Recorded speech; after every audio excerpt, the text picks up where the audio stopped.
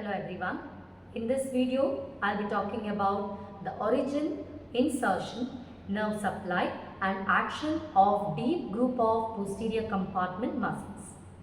The deep group of extensor muscles include supinator, abductor pollicis longus, extensor pollicis longus, extensor pollicis brevis and extensor indicis. Supinator muscle. This muscle wraps round the upper one-third of radius and consists of two strata or layers, the superficial strata and the deep strata. The posterior interosseous branch of radial nerve, it appears in the back of the forearm by passing between superficial and the deep strata of the muscle. The origin of supinator is the fibers of superficial stratum. It arises from the lateral epicondyle, radial collateral ligament and annular ligament. The fibers of deep stratum takes the origin from the supinator crest of ulna and from the triangular depressed area of the bone in front of the muscle. Talking about the insertion of supinator, the superficial fibers slope downwards and forwards and are attached to the upper one-third of anterior part of lateral surface of radius above the anterior oblique line. The deep fibers are horizontal.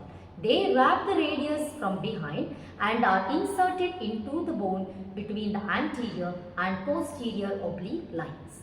The nerve supply of the muscle is by posterior interosseous nerve before the nerve passes between the two strata of the muscle. Actions. It acts as supinator in the extended elbow and fixes the forearm in supination. The next muscle is abductor pollicis longus. The origin of this muscle is from the posterior surface of both radius and ulna and from intervening interosseous membrane.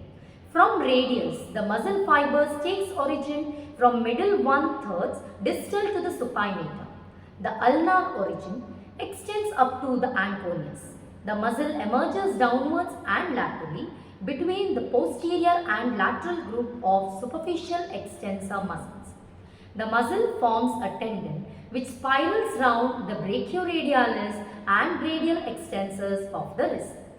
The tendon is inserted into the radial side of the base of the first metacarpal bone. The nerve supply of the muscle is from the posterior interosseous nerve and the muscle produces the action of abduction and extension of the thumb. The next muscle is extensor pollicis brevis. The muscle arises from the posterior surface of radius below the abductor pollicis longus and from the adjacent interosseous membrane.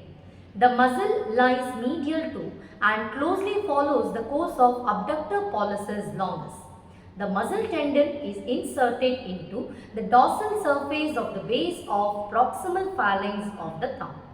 The nerve supply is from the posterior interosseous nerve and the action of extensor pollicis brevis is it extends the proximal phalanx of the thumb.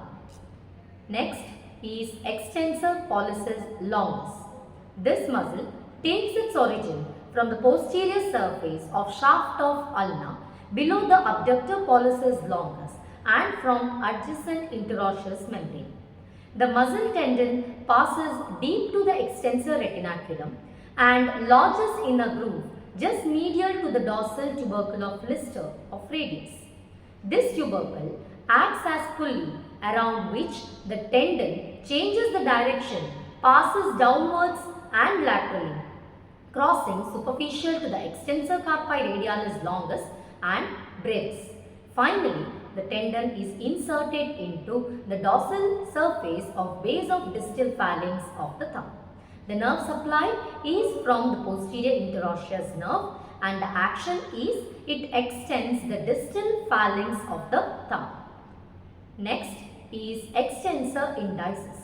The origin of this muscle is from the posterior surface of ulna distal to extensor pollicis longus and from the adjacent interosseous membrane.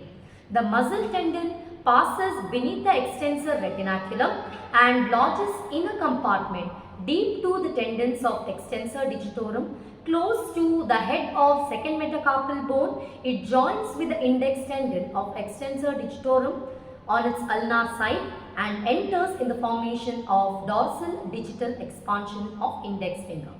The nerve supply is from the posterior interosseous nerve, where as its action is it extends the index finger. Thank you.